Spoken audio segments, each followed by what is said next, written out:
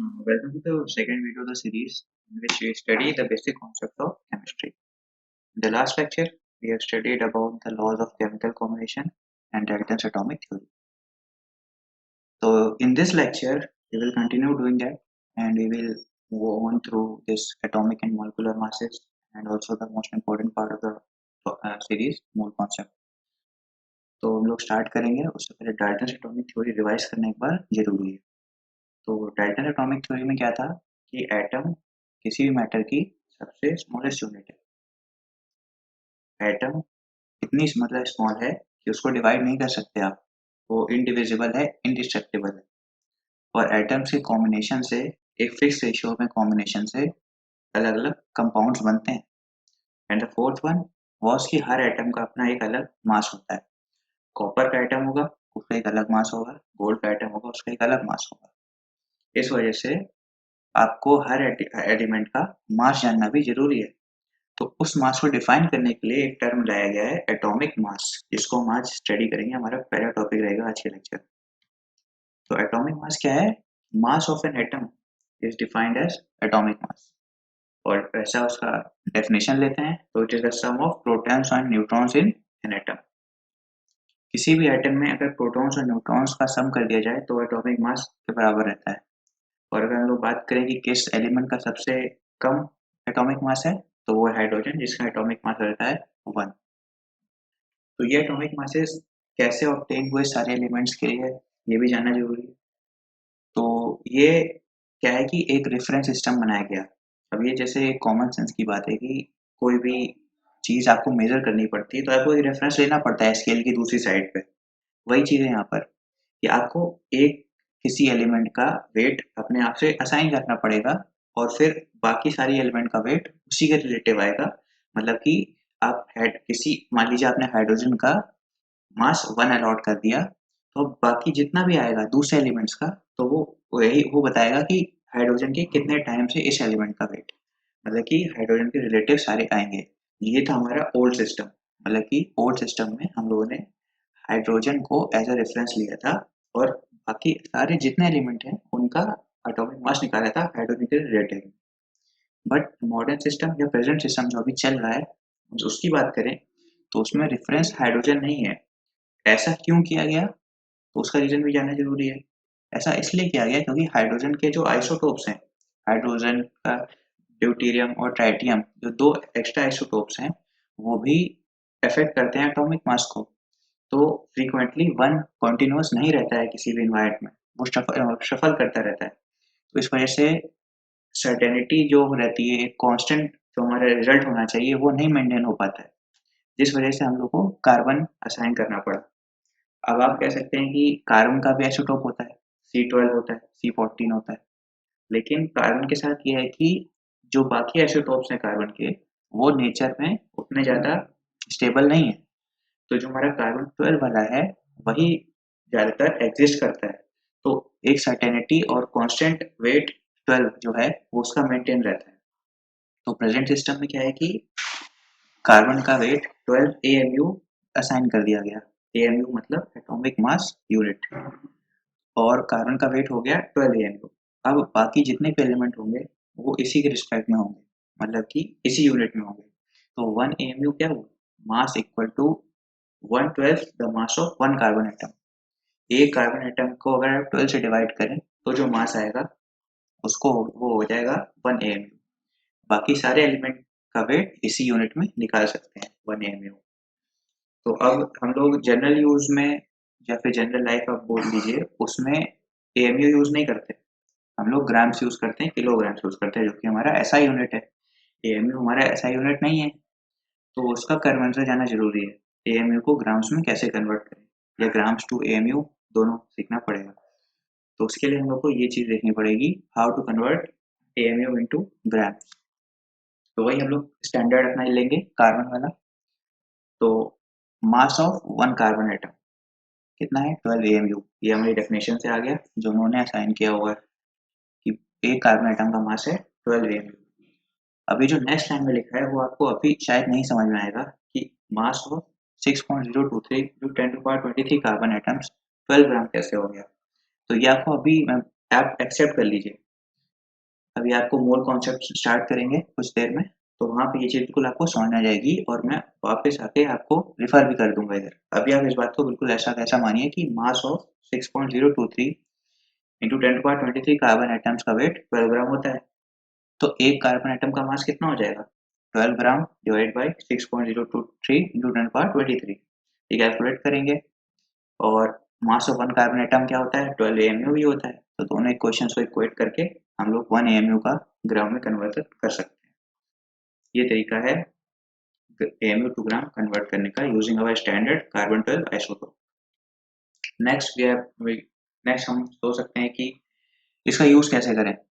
तो एक और हमारी न्यूमेरिकल समझ लीजिए आप कि मास ऑफ 1 मोल हाइड्रोजन, यह भी आपको पहला अज्यूम करना पड़ेगा, एक्सेप्ट करना पड़ेगा कि 1 मोल हाइड्रोजन का मास इतना होता है।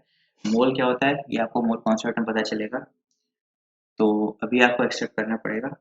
या फिर या हम ऐसा करते हैं कि ये वाला लीव करते हैं, हम लोग जब मोल कॉन्सेप्ट स्टडी कर लेंगे तो एज अ रिवीजन इसको ओवरऑल देख लिया जाएगा वीडियो के लास्ट में, ताकि पूरा का पूरा हमारे जो वीडियो है वो सम अप हो जाए। ओके, अभी इसको थोड़ा हम लोग डिले करते हैं और आते हैं अगले टॉपिक पर, जो कि है हमारा एवरेज एटॉमिक मास। तो एवरेज एटॉमिक मास, अभी तक हम लोग क्या पढ़ रहे थे? Atomic mass. तो ऐसा क्या जरूरत पड़ गई कि हम लोग को एवरेज एटॉमिक मास निकालना पड़ा? सोचा है? तो यही जरूरत थी जो मैंने आपको बात बताई आइसोटोप्स वाली। हाइड्रोजन के 3 आइसोटोप्स हैं और तीनों नेचर में इजीली प्रेजेंट हैं।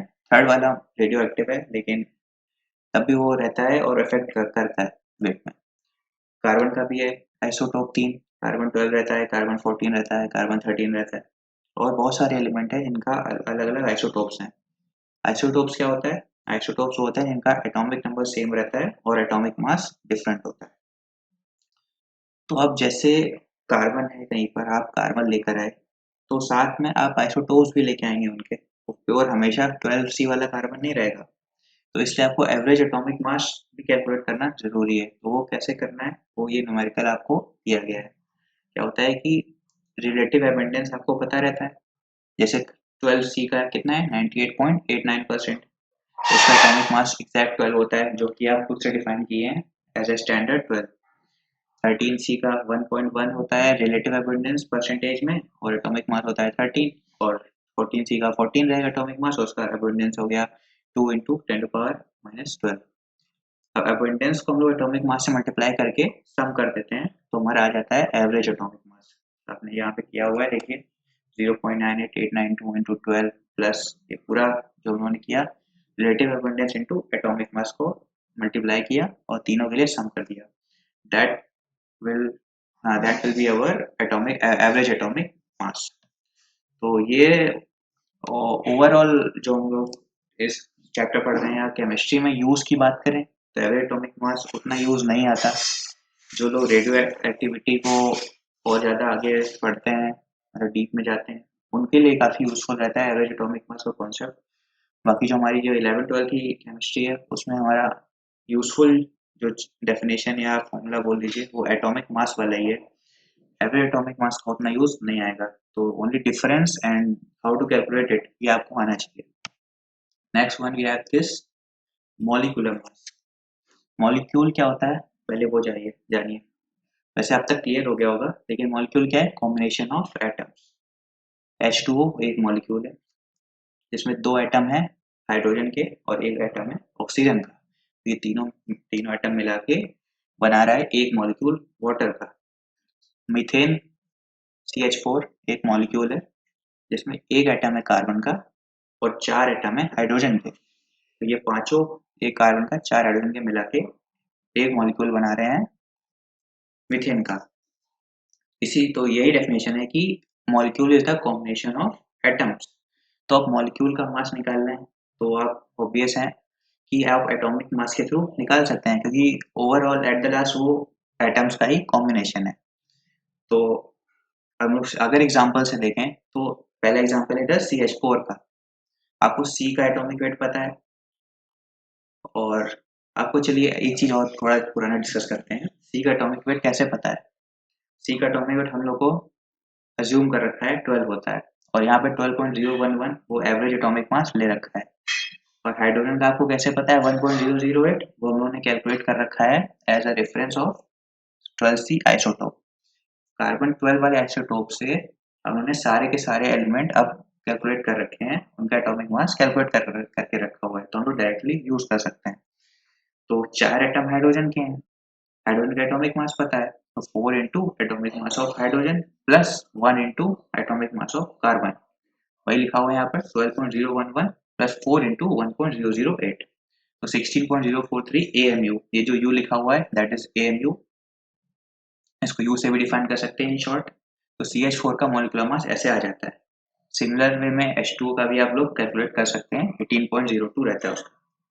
तो मॉलिक्यूलर मास समझ गए होंगे। मॉलिक्यूल क्या है? एटम का कॉम्बिनेशन है, और एटम का कॉम्बिनेशन है तो मॉलिक्यूलर मास कैसे निकाल सकते हैं? एटॉमिक वेट को यूज करके। Next we have this mole concept, most important thing in this lecture. Mole concept क्या है?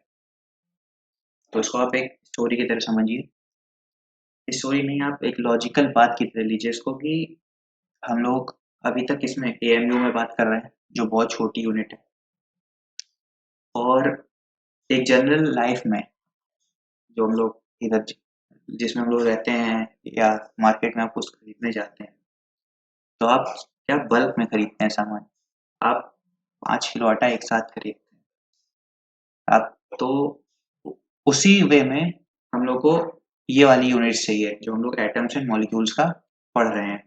और उसको एक दूसरे तरीके से देखिए कि एक एटम बहुत छोटा रहता है, इट इज मतलब वेरी स्मॉल इन साइज, मतलब overall trillions and trillions atoms मिलके एक मैटर बना रहे हैं। तो आप अगर मान लीजिए कॉपर खरीदने जाते हैं मार्केट में, तो आपको आप एटम्स के टर्म्स में नहीं बता सकते कि मुझे इतने एटम्स वाला, इतने एटम्स मिला के कॉपर दे दीजिए। आपको कुछ एक स्टैंडर्ड बनाना पड़ेगा ना कि इतना दे दीजिए। तो उसके लिए हम लोगों ने मोल कॉन्सेप्ट डिजाइन किया है। अब आपका ये क्वेश्चन जाग रहा होगा कि हम लोग ऐसा बोल सकते हैं ना कि 1 किलो कॉपर दे दीजिए, 2 किलो कॉपर दे दीजिए, मिल जाएगा। ठीक है मिल जाएगा, लेकिन उसका हम लोग वो लाने के बाद चलिए आपको मिल गया, लेकिन आगे यूज करना टफ हो जाएगा, क्योंकि हम लोगों ने लॉज ऑफ केमिकल कॉम्बिनेशन में पढ़ा है कि जो एटम्स होते हैं वो दूसरे एटम से एक फिक्स्ड रेशियो में कंबाइन करते हैं। तो आप 2 किलो कॉपर ले आए और 4 किलो क्लोरीन ले आए, तो आपको ये तो पता ही नहीं है कि कितना कितना डालना है, कितना कितना मिक्स करना है, कि आपको सही अमाउंट में कॉपर क्लोराइड मिले, जितना आप बनाना चाहते हैं उतना मिले। तो आप डायरेक्टली किसी और चीज़ की यूनिट जो कि ग्राम है, माना कि वो मास का यूनिट है, वो आप डायरेक्टली यूज नहीं कर सकते, ग्राम्स नहीं यूज कर सकते। आपको अपनी एक खुद की यूनिट बनानी पड़ेगी जो कि हर एलिमेंट के लिए कांस्टेंट हो, इसलिए मोल कॉन्सेप्ट डिफाइन किया गया। अभी भी हो सकता है क्लियर ना हुआ हो, लेकिन आगे आगे बढ़ेंगे तो होगा। तो जैसे वन डजन में 12 एंटिटीज या 12 यूनिट्स होती हैं, वन स्कोर में 12 यूनिट्स होती हैं एंटिटीज, वन ग्रॉस में 144 एंटिटीज होती हैं, वैसे ही वन मोल में 6.022 इंटू 10 पावर 23 एंटिटीज होती है। इसको और अगर एक्सप्लेन करें तो अगर आप एक मोल एटम उठाते हैं तो 6.022 इंटू 10 पावर 23 एटम्स होंगे, मतलब कि आप एक मोल कॉपर उठाते हैं तो उसमें कितने एटम बनाएंगे? 6.022 इंटू 10 पावर 23 एटम बनाएंगे। अगर आप एक मोल गोल्ड लेते हैं उसमें भी 6.022 इंटू 10 पावर 23 एटम रहेंगे। अगर आप एक मोल वाटर उठाते हैं उसमें भी इतने ही 6.022 इंटू 10 पावर 23 वाटर के मॉलिक्यूल रहेंगे। उसी तरह अगर आप एक मोल NaCl लेते हैं तो उसमें भी इसी नंबर के बराबर के यूनिट्स रहेंगे NaCl के।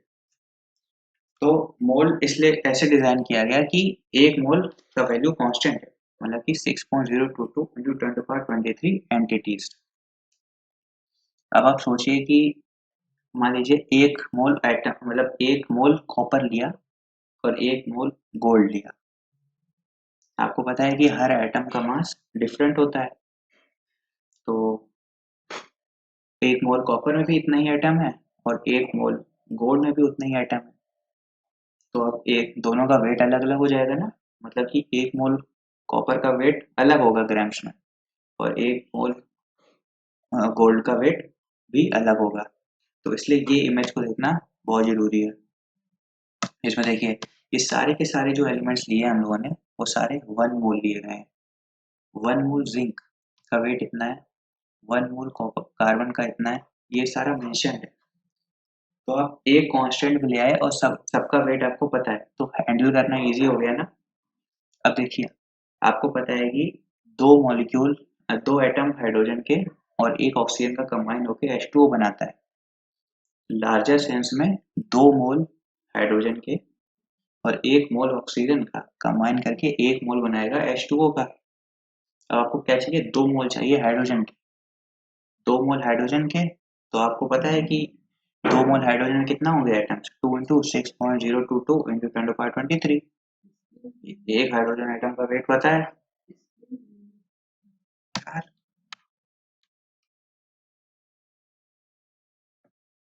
तो मोल कॉन्सेप्ट का फायदा ये है कि आपको रिएक्शंस में जितना अमाउंट चाहिए किसी भी एलिमेंट का या कंपाउंड का वो डायरेक्टली आपको पता रहता है, क्योंकि सारे जो कॉम्बिनेशन रहेंगे वो एक फिक्स रेशियो में रहेंगे।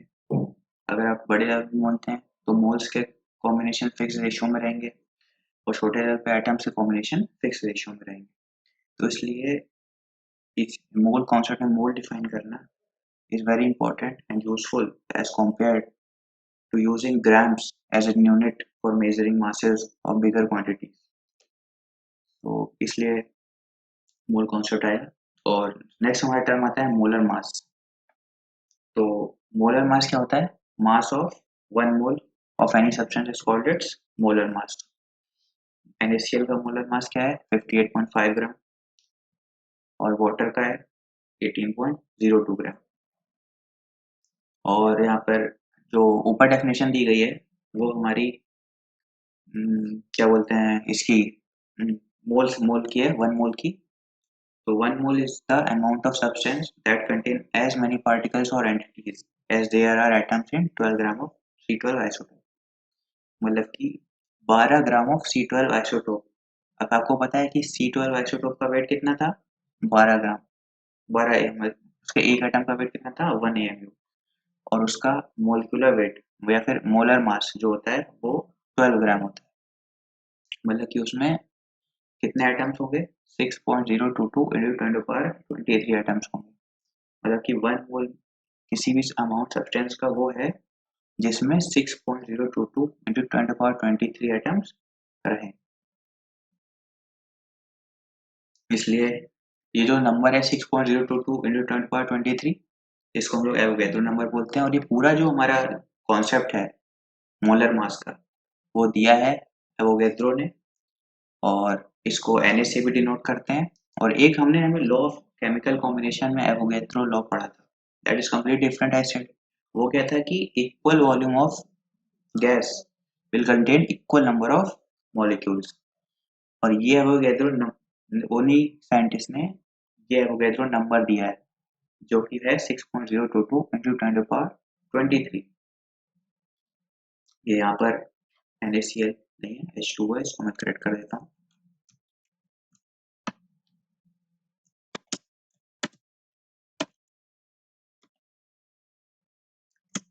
H2O का मोलर मास है 18.02 और इस तो होपफुली मोलर मास और मोल कॉन्सेप्ट का कॉन्सेप्ट क्लियर हो गया होगा।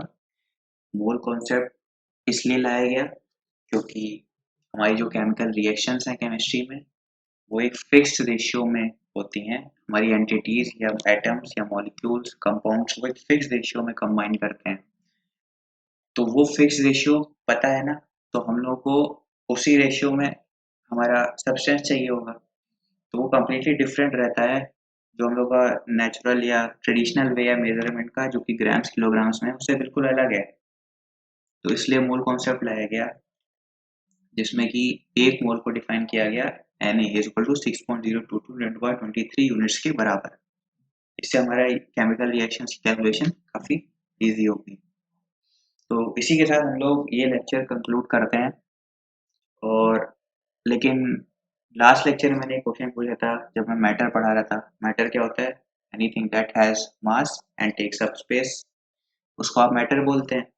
तो मैंने पूछा था कि क्या एयर एक मैटर है, is air a matter?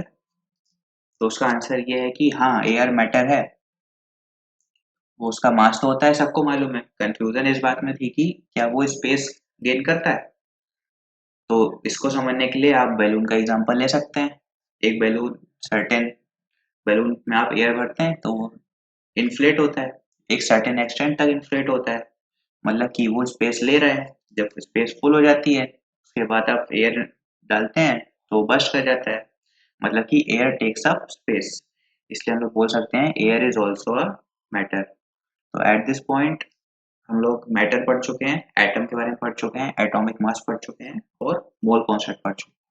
Mole concept थोड़ा ट्रिकी है, अभी भी जो नया नया पढ़ा है उनके लिए। तो आप लोग कमेंट सेक्शन में मोल कॉन्सेप्ट या फिर जो भी इस लेक्चर के में डाउट्स हैं आप कमेंट सेक्शन में बोल सकते हैं। I will answer it as fast as possible. And also I remembered that I left this one. So let's discuss it and end our lecture at this point. तो mass of one mole hydrogen होता है 1.008 ग्राम। ये आपको याद करने पड़ेंगे, आपको mostly पता रहता है, याद हो जाते हैं as we go on in the chemistry numericals। तो mass of one mole hydrogen होता है 1.008 ग्राम। और वन मोल हाइड्रोजन में कितने आइटम्स होंगे 6.022 × 1023 हाइड्रोजन आइटम्स होंगे। तो mass of 6.022 into 1023 hydrogen atoms का मास कितना हो गया 1.008 ग्राम्स। तो ऑब्वियस है। तो एक हाइड्रोजन एटम का मास कितना हो गया, यूनिटी मेथड से हम लोग कैलकुलेट कर लेंगे 1.008 डिवाइड बाई 6.022 into 1023। इसको कैलकुलेट करके आया 1.6738 into 10⁻24। अब हम लोग मास ऑफ वन हाइड्रोजन ग्राम्स में आ गया है।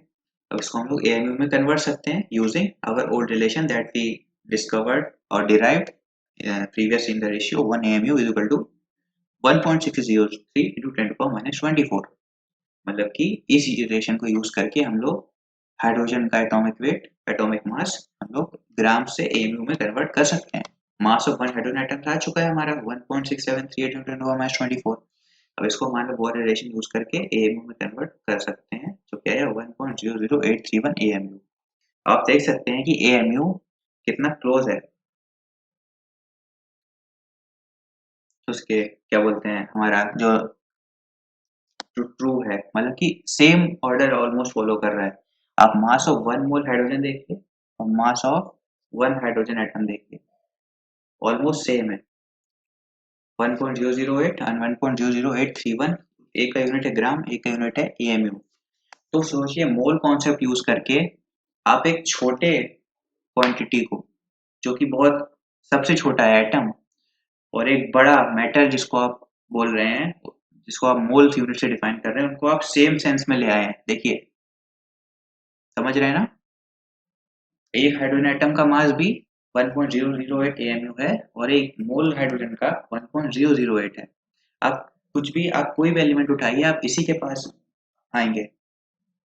हाइड्रो जैसे मास ऑफ वन हाइड्रोजन एटम का 15.92 आता है और एक मोल का ऑलमोस्ट 16.97 आ जाता है।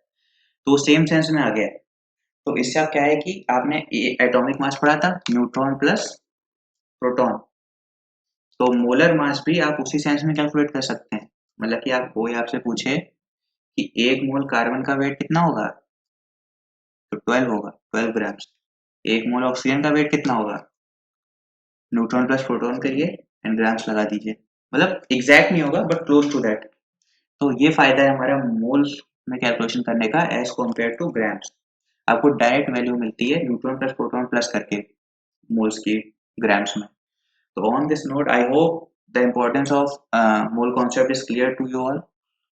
And I think लेकिन मैं जानता हूँ कि डायरेक्टली ये कॉन्सेप्ट क्लियर नहीं होता है। You need some numerical problems to understand what actually mole concept is and how it is actually useful in the chemical reactions. तो वो हम लोग न्यूमेरिकल सॉल्व करेंगे आफ्टर स्टडिंग स्टोकियोमेट्री। स्टोकियोमेट्री और मोल कॉन्सेप्ट को ओवरऑल कंबाइन करके एक पूरा लेक्चर बनाएंगे जिसमें हम लोग